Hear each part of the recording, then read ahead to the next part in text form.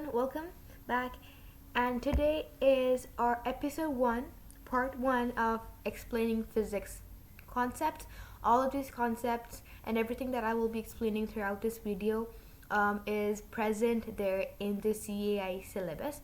So just make sure that you listen, that you're present throughout this video. In this video, we're only going to be taking a look at the formulas and the uniform circular motion. That is it. And our topic for today is circular motion. So let's just begin. And I'll just try to make it very simple and try to break everything down so that you can understand and structure it in your mind as well. Starting off, I'm just going to draw a figure here.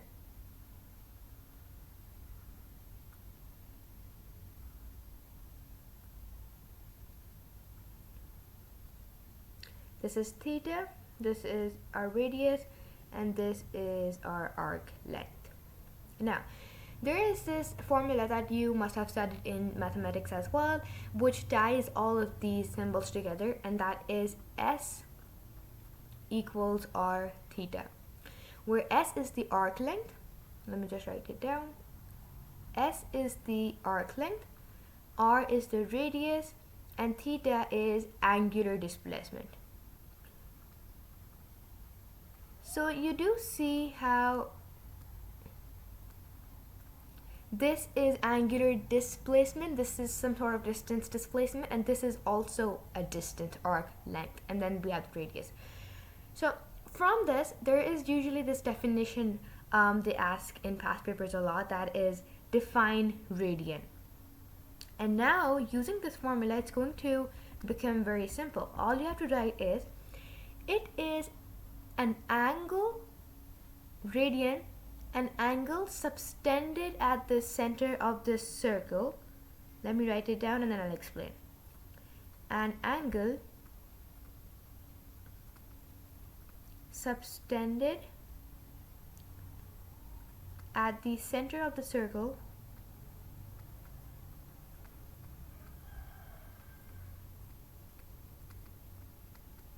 when S is equals to R. Now, S is equals to R, which means when this arc length becomes equal to radius, that is when you get a radian.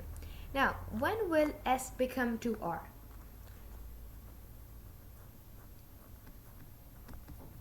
S will only become equal to R if theta is 1. Because let's say you have S over R equals 1. When this theta, when this angular displacement is 1, R into 1 is R, and you get S equals R, and this is radian. An angle subtended at the center of the circle when S is equal to R. This is a complete definition that you must write in order to obtain full marks. Now from this, we're going to derive another formula, that is angular speed.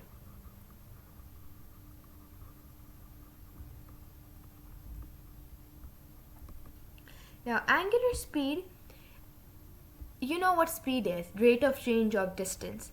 Angular speed, rate of change of angular displacement. Simple.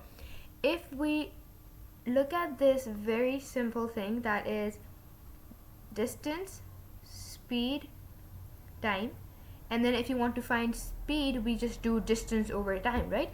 And in this case, we have angular speed, so we need to have angular distance, angular displacement in this case.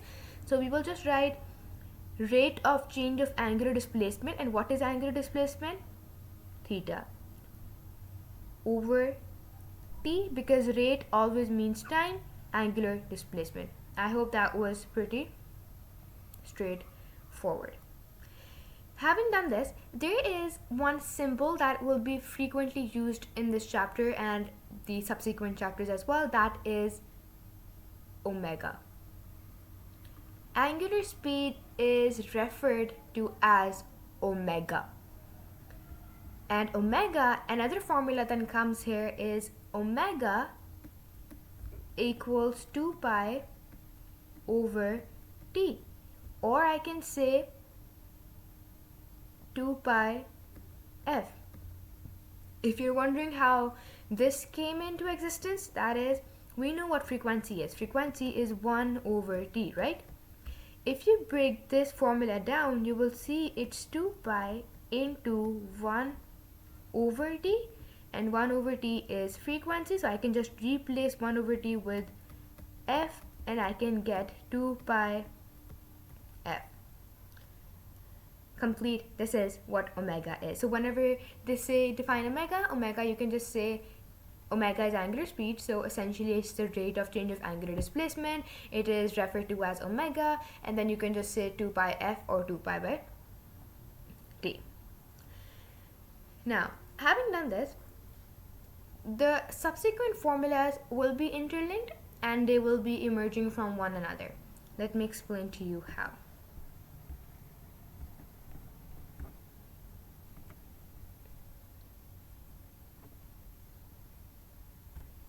Okay.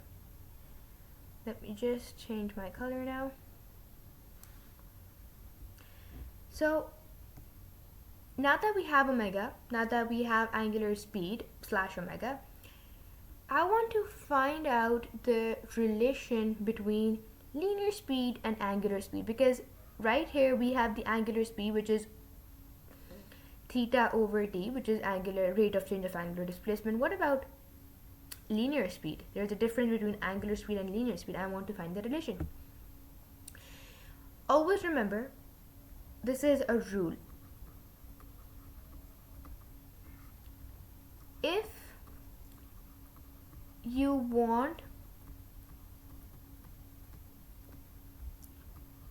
want to go from distance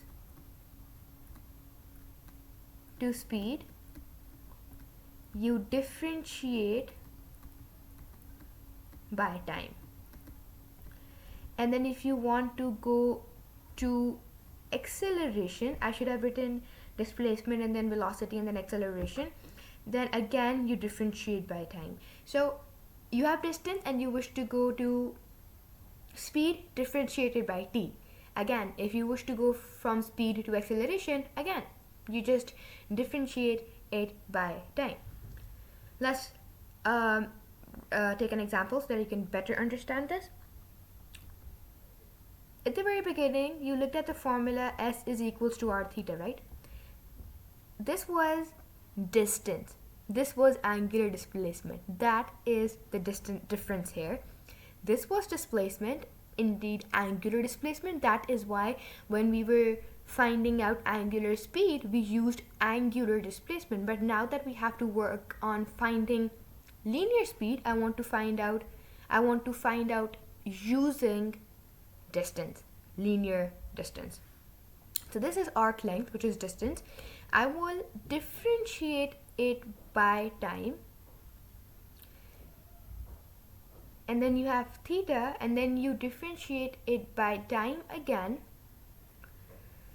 So if I added something on my own here, I have to do it on the other side of the equation as well. So S by t is equals to r theta by t. Now, if you were to, let me take this highlighter and highlight this right here.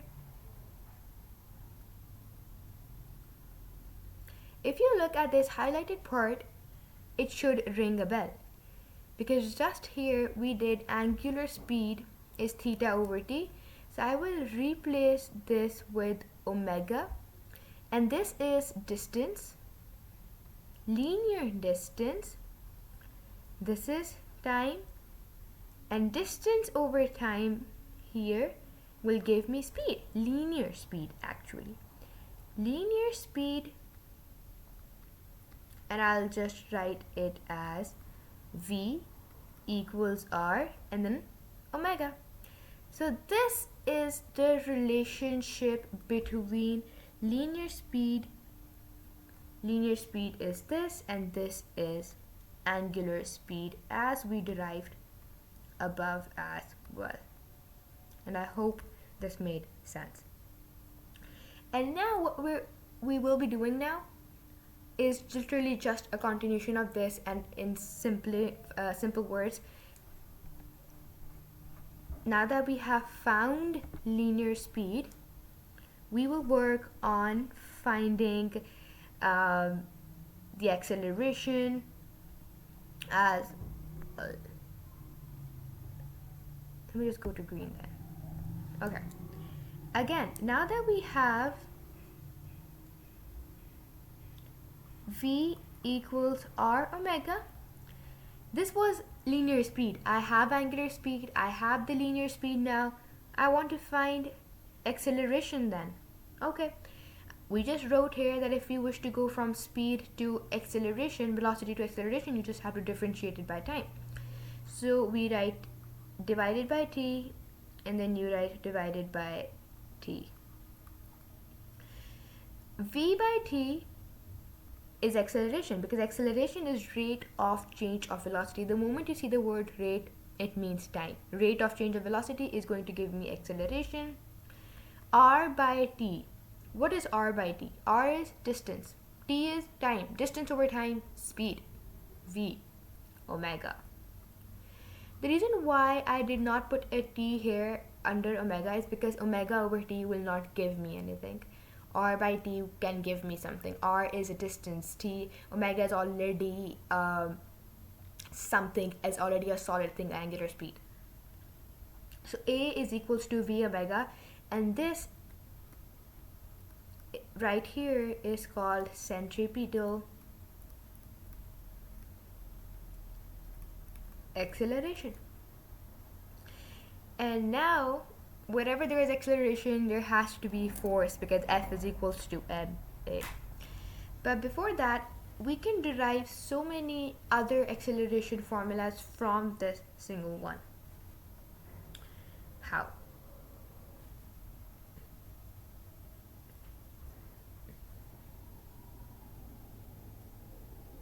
I will show you three. This is one formula. Now, V is, if we just replace things that we already know. Let's say A is equals to v omega and V is equals to r omega. So if I write A r omega into omega, you get A is equals to r omega square. You get another formula by just replacing this linear speed formula here in V. What else do we know? Omega is, if we were to rephrase this, if we make omega the subject, you will get V over r is equals to omega. So if I just replace omega with A is equals to V into V over r, you get A equals V square over r. And here you go, another formula. And then we have V omega. So we have three acceleration formulas. A equals v omega, A equals v square upon r, and A equals r omega square, and we derive these using this formula, v equals r omega. Now we're going to move to a very simple thing, and as you can see, everything is just a continuation or an elaboration of what we already done. As I said, we need to look at force as well. Now we know what force is. F is equals to ma. Now we have three acceleration formulas. All you have to do is just plug them here in this place of A, and you will get formulas for F. F equals m. The first acceleration formula is r omega square. So you can get F is equals to m r omega square. Second one, F is equals to m v square upon r. You get m v square upon r. Third one, m v omega, and you get m v omega. So you got F is equals to m r omega square, F is equals to m v square upon r, and F is equals to m v omega. And these three for acceleration, v square upon r, v omega, and r omega square. And this formula for linear speed, And this is it for the formulas. If I were to put this in a nutshell, if you know the formula for angular speed and you know what angular speed is, it's omega. And if you know this rule of how if you wish to go from distance to speed and speed to acceleration, you just keep on differentiating it by time, you will get these formulas very quickly. And so you just don't have to rote learn them. It's better that if you practice them and you keep writing them. Having done that, we are done with our very first part, that is formulas. Moving on towards the second part, that is uniform circular motion. And it's going to be as simple as that, and I will explain this through an example to better understand this. Okay.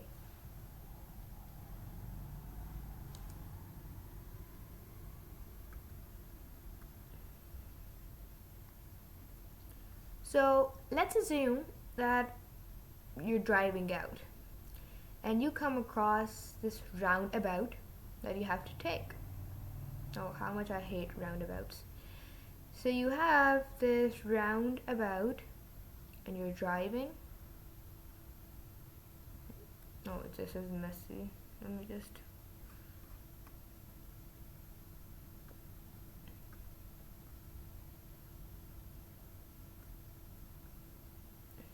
erase this. Okay. And this is your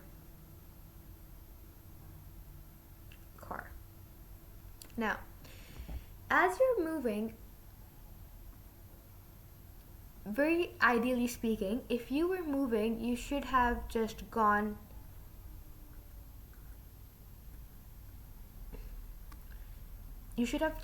in a straight line. However, you go around this circle, right? But if we were just to forget physics here, and if you move, let's say you move here, you should have moved here. But why do you move in this direction? And then when you move here, you should have gone in this direction. Why do you go in this direction? Right? All of this is happening with the help of centripetal force. Now, one thing I would like to say here, that is centripetal force is the same as centripetal acceleration. Centripetal is just a resultant force that is keeping you moving around in this circle. So what we are deriving from this example here, there is no circular motion. You're performing the circular motion because there is this centripetal force that is pushing you towards the center. If this force wasn't there, you could have just gone here. But there is this force that is acting towards the center of this circle that is keeping you going in this circle. So there is no circular motion without centripetal acceleration. Let me just type it down. I will type down all the main key points that we need to know. There is no circular motion. There is no circular motion without centripetal force / acceleration, because you can use them interchangeably as well. Acceleration. Number 2, the centripetal force, I'll just write it as CF. The centripetal force is constant towards, it's constant, that's one point. It's constant. It is always towards the center, and it is a resultant force, and it only changes direction, it only changes the direction and not magnitude. It is always perpendicular to the direction of the motion. These are key points that we need to know about centripetal force. Let me explain them again through this example. I will draw a neater version of this. So let's assume there is a circle and there is this object right here, and it has to go in this circle. Ideally it should have gone straight, but it's moving in the circle. Why? Because there is this force that is keeping towards the center of the circle. Number one, this force is constant. This force is constant. It is always towards the center. If let's say this force, let's assume it has a number of 20 Newton, it will remain 20 Newton no matter what happens. Number two, it's always towards the center of the circle. Number three, it's a resultant force. Centripetal force is not a solid force. It's not an actual force. Do you know what resultant force is? Resultant force is, let's say there is this car and there is a force acting, let's say 20, and then there is a force acting in the back that is 10. So what the resultant force is? Resultant is the result. It's in this direction, it is in this direction. I subtract them and I get 10 Newton. This is the resultant force. This is what centripetal force essentially is. It's a resultant force. And let's say if the car is moving in a circle, what is the centripetal force that is acting toward? That is friction. So it can be any force, but it's just the resultant force. And as if you see, it is only changing the direction of the motion. It was supposed to go this way, but it kept it in this direction. So it's only changing the direction and not the magnitude. It is always perpendicular to the direction of the motion. Now, what they mean is, let's say this is the, and it has to move around in this circle.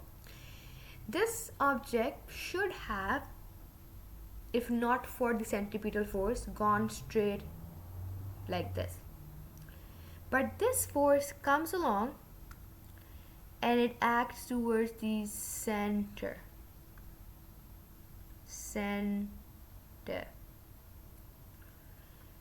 So this is perpendicular.